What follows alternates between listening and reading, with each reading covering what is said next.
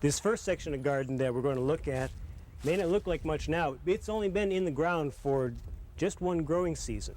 Leonard, I want to thank you for letting us come and visit today and show off your place.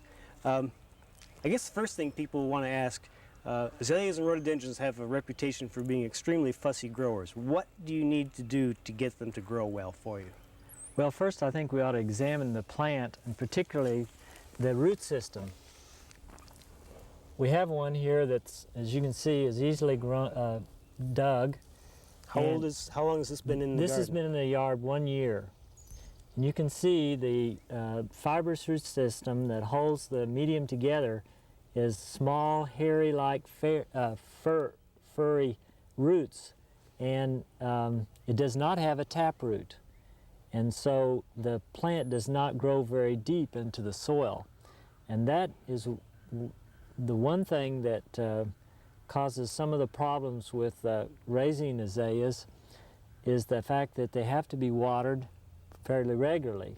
Because they have such a shallow root system, if they dry out, you can basically damage a lot of the root system and kill the plant. Yes, particularly the problem with azaleas can be that the peat moss dries out underneath the plant and you are not aware of it. And the plant gets less prosperous every year. And so here I have planted them in pine bark, and you can see that they're doing quite well. And pine bark, the water drains right through there and will not dry out like peat moss. Now, is this just straight pine bark that it's growing in? Yes, nothing it is. else? Nothing else. Requires a little bit more watering to do this, so you have to watch your watering schedule. But it does have some advantages because it won't dry out. Now, if you find that your plant doesn't seem to improve with watering, it may be that it's dried out underneath here, and you can just dig it up quite quickly and check the roots, and then if it is dry, put it in a tub of water, and it'll recover, and then just set it right back into the ground. So I guess it's like most other plants, you want to make sure that you're not watering just the surface, you're watering the entire depth of the root zone. Make sure it gets its water. Peat moss has got a problem with drying, and once it becomes dry, it's hard to get wet again. What else is the pine bark the only really good material for growing azaleas? Well, I like to use a mixture of peat moss and pine bark and some soil to give it the minerals that it's necessary for establishing plant growth. Okay. Let's look at the rest of the garden. Now, when you look around, you've got this area very nicely landscaped. You've got pathways all the way through it. Did it always look like this? Did you just come in and plant the plants? No, Jim, we wanted to establish rapid drainage for our plants, and so we have established mounds of dirt with pine bark that covers them to prevent weed formations, and also to add the acidity necessary to grow rhododendrons and azaleas. And these rocks you also brought in. So this was a more or less flat piece of ground until That's right. It was just a woodland area with fairly young deciduous trees, about 40 years old here. The trees are about 40 years old. Okay, so we've talked about the importance of the rooting media. I imagine you've gone to so much trouble to put in the pine bark. We've talked about mixtures of pine bark and peat moss.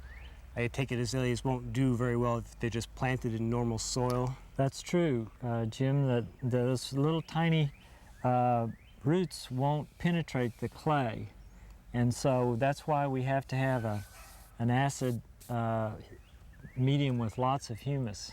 Okay. We've got the rooting, or the growing media, acid media, well drained, a lot of moisture. Any other requirements? Yes, drainage is very important. If you have a low-lying area that water stands because of clay, generally the plant will die, especially if the water stands more than 4 to 6 hours. So what we've done here is we've planted our plants up on a mound that allows a very quick drainage. You've got this section planted under a lot of oak trees. Do they need shade? Yes, they need some protection. Azalea will grow in full sun, but we often have more problems with them. They dry out quicker. They generally start growing too soon in the growing season, and thus they're subjectable to late freezes, as we've had this year. And so some protection, like the east or north side of your house, would be an excellent place if it drains well there. Now we've talked about azaleas. Are rhododendrons any different in their cultural requirements? As far as the root growth, that's about the same. They like acid soil, rapid drainage, and pine bark, particularly because of a fungus that it inhibits. But the biggest, probably important thing is site selection for rhododendrons. They require, because they have large tropical-looking leaves. The evergreen leaves. Yes, the large leaves, they cannot take the wind like an azalea can. They dry out. They dry out, and they'll wind burn. They defoliate from desiccation. So on the north side of the house, or some place where you have deep shade, is an excellent place for a rhododendron. So rhododendrons, even more than azaleas, same soil requirements, but they definitely need that shade, and they definitely need wind protection. That's right. Now I imagine on these smaller plants, especially this first year, the first winter that they've gone through, they're going to need a little bit of tender loving care to get them through it. Are there any particular hints on that? Yes, we have an area where we're protecting a small rhododendron. Would you like to go over and see it? Yeah, I'd love to.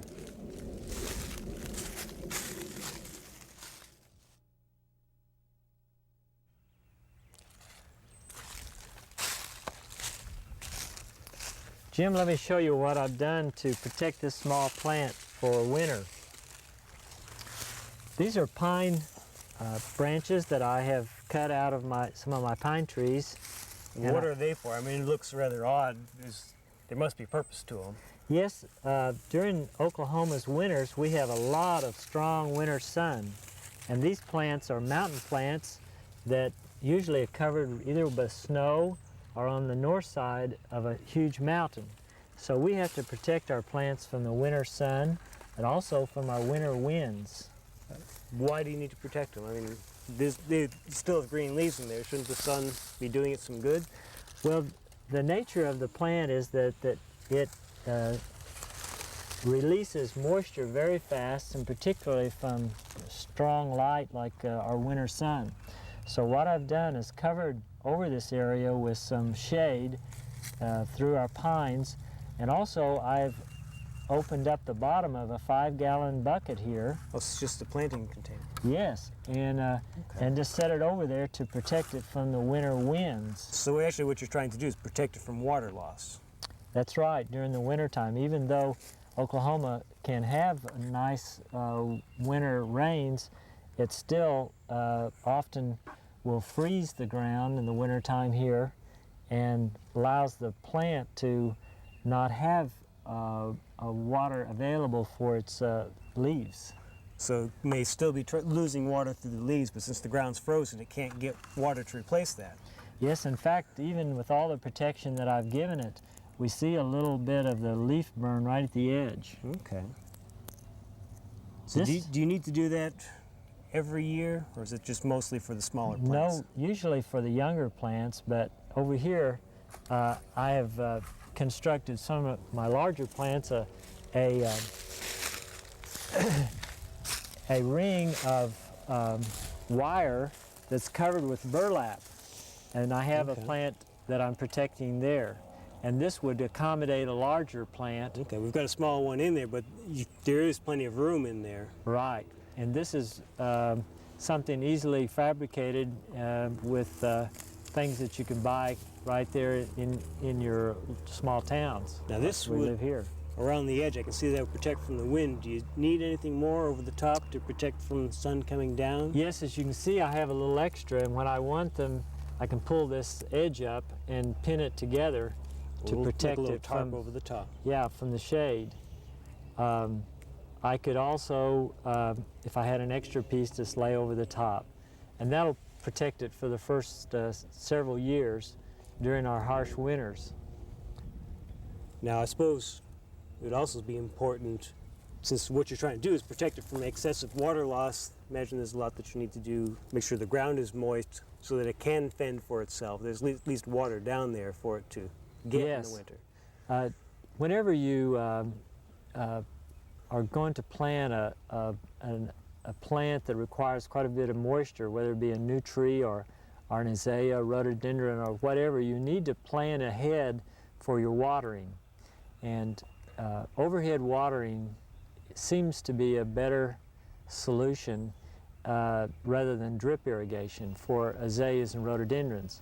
It cools the leaves and cools the root zone, and the evaporation of the soil, of the water, will tend to cool the whole area. And since these are mountain plants that we're growing in the plains, they're really not adapted for this area. You kind of have to pamper them a little That's bit. right. We have overhead watering. If you're watering your lawn with a sprinkling system or any type of aerating type of water system, you could have rhododendrons, azaleas along the woodland edge, and that system would work for your azaleas also. It would give you the watering and the cooling while you're doing the lawn. That's right. Get double purpose. I noticed you've got, in your larger garden, you've got it set up with the risers and overhead sprinklers scattered throughout, kind of a permanent system. Yeah, Jim, these are large growing plants, some getting as tall as 12 feet. And so we have 8-foot risers here to water the plants as they grow. So we're planning ahead, hoping that we get a nice growth. Now, you've got this section planted under the shade of a lot of large trees, basically in the woods. Now, a lot of our viewers don't have woods in their backyard. I noticed you've got over in the corner some rhododendrons protected by a rather neat structure. Can we go over and look at that briefly? Sure, that'll be great.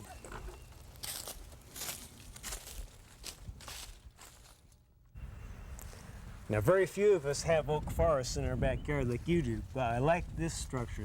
This gives you your shade without having to have your trees around it. Yes, this is for an example of an ideal plant location for a person that doesn't have pine trees or large deciduous trees. What we have is a fence in our backyard that has an extra little structure that we've built out here about 6 feet from the side. Now, what we have is north exposure, and so that the plants are protected from the wind and from the strong sun in the wintertime. Okay. And I imagine this isn't going to work on if you have a western exposure of your fence. Right.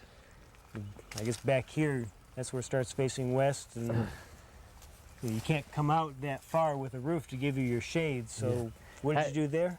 Well, as your yard and your fence changes around, you have to change plants also. We have a west exposure here, and so we've planted, keeping with the acid soil, we have planted deciduous azaleas, which like a lot more light. We have raised beds here, and there's one feature of an azalea or rhododendron is the roots like lots of air. And so that's why the roots do not penetrate deep into the soil. So you need to give it plenty of water, but the water needs to drain away, and these raised beds help you do that. That's right. As we go further on in this yard, we have a pine tree. And so underneath the pine tree, even though we have west exposure here, we can grow large relief rhododendrons again. So it's giving you the shade from the western sun, so you don't need your overhead structure. Right, that gives us the protection we need. And it also provides us with that shade during the winter time that is harmful to our plants if we get too much sun. So a pine tree is an excellent place on the north side of your pine trees to grow azaleas and rhododendrons. You have to be careful though with pine trees. They can absorb most all the air moisture, so you want to plant them back just a little ways from them so they don't control all the They can water. block the rainfall coming so Right. the soil stays dry. It's amazing how much you can stand under a pine tree and not get wet in this nice light rain. Well, we've looked at your new planting and a little bit of your older planting. You've got a really nice garden out front. Can we go look at that? Sure, let's go look.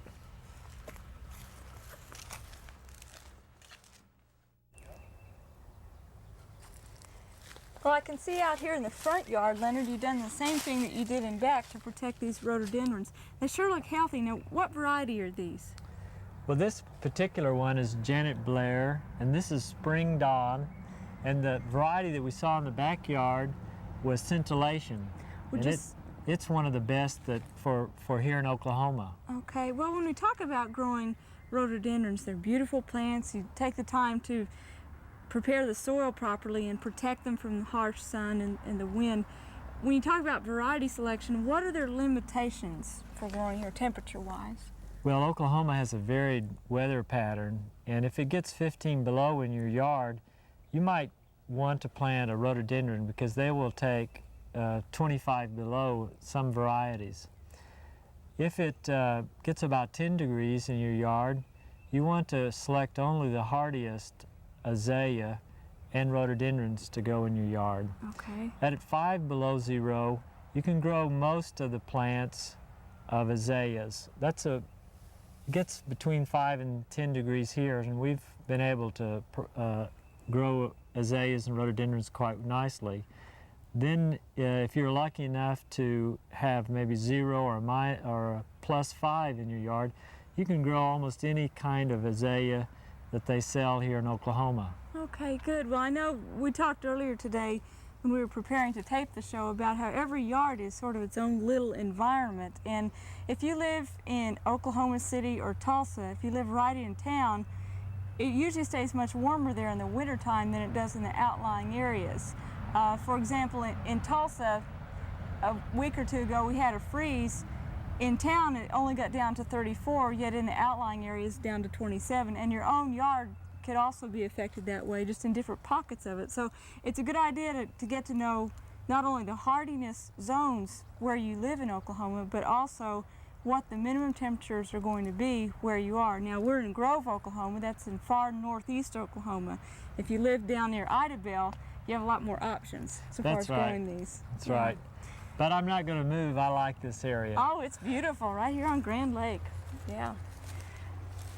Well, now up here you have some azaleas that really have beautiful color. What variety is this over here? This is Sherwood Orchid, and it's a early blooming azalea. It has a violet color. Not many people like it, but I do. Oh, it's just intense, especially on a cloudy day. Now, on azaleas and rhododendrons, when the blossoms start to fade, are there any special cultural techniques you need to use to encourage good bloom the next year? Yes, there's a couple of things that we want to consider. One of them, we want to select an azalea that drops the blossom off after it flowers so that there's not a spent or dead bloom there. Now in rhododendrons, after they flower and they form a seed pod, then you'd like to go back, and it's called deadheading, take that off so that you'll have more vigorous growth and a better bloom for next year. And make sure you do that immediately after bloom. Now in some azaleas, such as Hino de Gary, we have a heavy seed production after the bloom. And so if you have a few plants and you're growing Hino de Gary or other varieties that may form the seed pod at the top, take that off too. It's a little impossible for me here. Oh, sure. You'd be all day taking old blossoms off. But, well, these are really pretty. Now, what are some of the other varieties of azaleas? I know we usually advise people if they're planting them to sort of match it with the brick on your house. We usually say don't pick out a hot pink one to go against red brick. Some people have different tastes in color, and so when you go to the nursery, you might want to wait until they're in bloom so you can find the color that you really like. Here we have a beautiful coral pink, and we'd want to keep that away from the purple. Oh, because yeah. it would probably clash a little bit, and particularly the reds and the purples don't do so well. So if we were in the landscape and we still wanted to use purple, we would put some white in between there and, Okay, and that would kind of separate. separate that. Sure. And also white is a little stronger color, and so I like it, and like I say, color is a personal preference. Well, it would cool down the hot pinks and purples That's too right. a little bit. Let me show you some cold damage we had here in Grove last week. So we might talk a little bit about how to prevent cold damage and what to do if you do have expected frost.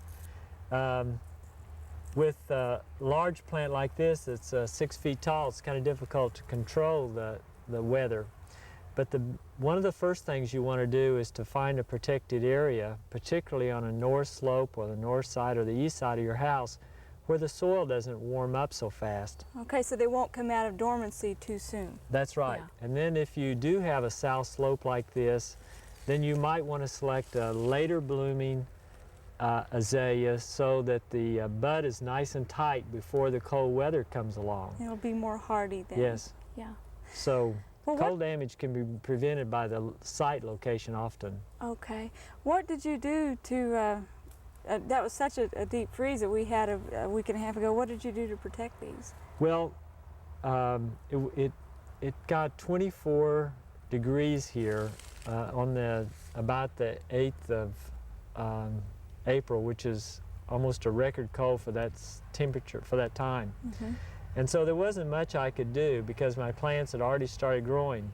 But we have fear of damage the stem of the plant and split the bark. Mm-hmm. So to prevent that and the total loss of my plants, I covered these plants with 7,000 square feet of visqueen. You were busy then to cover this whole place? Right, Wow. we tried. So- we have about 1,000 plants and we covered about half of them. My goodness. Well, at least that saved the plant.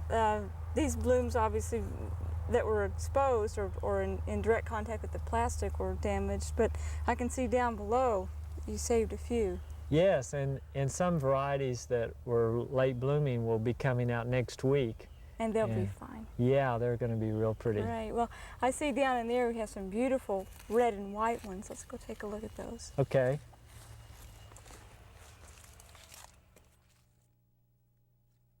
Well, Leonard, we've been looking at azaleas and rhododendrons that we consider broadleaf evergreens, but you mentioned you have some deciduous ones as well. You might want to talk about a little bit. Yes, this is American native called Ostrinum, and it's lacks the leaves. In the nursery, you probably wouldn't even recognize it as a live plant, but it actually is a beautiful flowering American plant azalea that offers the color of yellow in the garden. Oh. And this will open up and produce a nice floret of probably 40 or 50 flowers, real small flowers in a nice yellow truss. Mm-hmm. That will offer some different color and accent to the garden, where pink, purple, and red and white are the most common of the evergreens. Mm-hmm. So if you want a yellow, you might try one of the Ostrinum. Yes, and type. there's a number of hybrids that are available. The Exoberries and the Knapp Hills that offer the color of yellow, and also they come in other colors, red and white and pink. Oh, be a nice change in the garden if you didn't want all of the other types. Well, now we've talked a lot about watering them and soil preparation. I get lots of questions in the Extension office about fertilizing azaleas. What are your thoughts on that? Well, an azalea doesn't need a whole lot of fertilizer. Okay. So when we fertilize, we use caution. They're sensitive to fertilizer, and so we have to be careful or we can kill the plant. So we're trying to help them, but we kill it. So what I recommend is a commercial fertilizer designed to just feed the azalea or rhododendron. Okay. If you have a large number of plants like I do, I can't afford to do that, so I go down to the co-op and buy cottonseed meal and give each one of my plants usually a cup of cottonseed meal. I do that in the early spring, and it breaks down, and it's an organic fertilizer that breaks down very slowly and doesn't damage the roots. So it doesn't burn, but it gives a slow release of nitrogen. Yes, plant. and also I mulch my plants with oak leaves in the fall, and this will break down and add nutrients to the soil as well, particularly keeping the soil acid. Okay, well, I know that's important. Well, we've covered a lot of points today on growing azaleas and rhododendrons. If you want to try them, remember those main points. Watch where your sun's coming from. Watch for drying winds. Pay attention to your soils. Go easy on the fertilizer, and by all means, don't forget to water them. Well, Leonard, thank you so much for sharing your garden with all of us. We've enjoyed looking through it, and hopefully you all will want to try some azaleas or rhododendrons in your own garden. See you next week.